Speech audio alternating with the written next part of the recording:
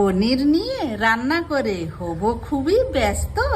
পনির নিয়ে পোস্ত দিয়ে খাবো পনির পোস্ত। পনির পোস্ত। প্রথমে পনিরগুলো ছোট ছোট টুকরো করে কেটে নেব। একটা পাত্রে পোস্ত, কিশমিশ, কাজু এবং জল দিয়ে ভিজিয়ে নেব। এবার শিলে এগুলো বেটে নেব। কড়াই চাপিয়ে তেল দিয়ে ওতে চিনি, গোটা গরম মশলা ফোড়ন দিয়ে মশলা পেস্ট দিয়ে কষিয়ে টক দই ভালো করে ফেটিয়ে ওতে দিয়ে আবারও কষবো। লঙ্কা গুঁড়ো, ধনে গুঁড়ো, জিরে গুঁড়ো, নুন দিয়ে কষিয়ে তেল উঠে এলে পনির দিয়ে কষিয়ে জল দিয়ে দেব।